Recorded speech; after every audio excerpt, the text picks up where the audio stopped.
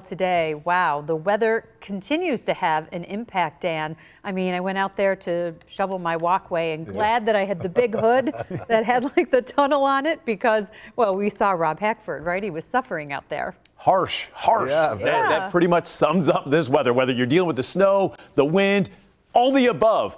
Harsh to be outside. Now, we do have a winter weather advisory in place for Niagara County, a lake effect snow warning in place for Orleans County. The activity has actually been winding down over the past couple of hours. You'll see that here momentarily with radar. However, Lake Ontario wide open for business when it comes to lake effect. And over the next few days, occasionally we will find some lake effect snow showers, especially north of the Route 31 corridor. Now, where the worst of the conditions are is into the hills of deep southern Erie County, northern Chautauqua, northern Cattaraugus, Wyoming counties. That's when we do have a winter weather advisory in place, at least into the first part of tonight. So we're not expecting a whole lot of accumulation, but you combine the wind, this dry, fluffy snow, a lot of blowing, drifting snow, just compounding travel issues, making it almost impossible in some spots, again, with the near whiteout conditions. And at times, you're going to be picking up clear conditions. So say you're traveling down the 219 here. This is what I was encountering. This catches a lot of people off guard.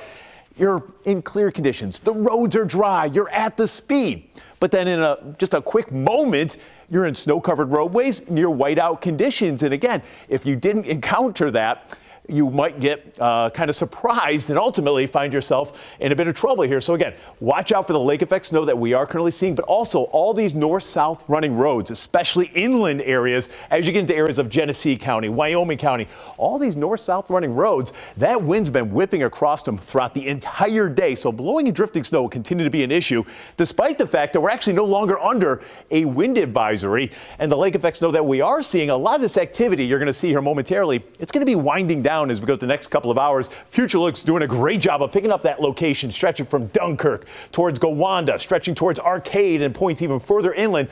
Notice over the next couple of hours by 8 p.m., that band will have shifted out of that area. Now it's drifting south through Chautauqua, Cattaraugus County. So if you're watching, say, in around Gowanda, Ellicottville, there's going to be a little burst of snow that arrives here later this evening and then completely falls apart by the time we get towards, say, 10:30, and much of tonight just bitter cold. We're talking temperatures single digits, but the wind is still going to be quite gusty. We're looking at wind chills below zero, and we're going to continue to pick up bitter cold conditions through the day tomorrow. So again, tonight, localized snow showers, especially north and south. This activity will wind down by about 10 p.m. or so. And then we're just tracking those wind chills anywhere from 7 to 17 below for Buffalo. Overnight lows single digits. And then tomorrow, it's still going to be a blustery day. We're still going to have bitter cold. In fact, tomorrow's going to be the coldest day in this little stretch. We're only in the mid-teens for a high, and wind chills throughout the entire day will remain around and below zero. Wednesday, still frigid, just not as windy. So we'll try to take a little edge off for you by the time we get into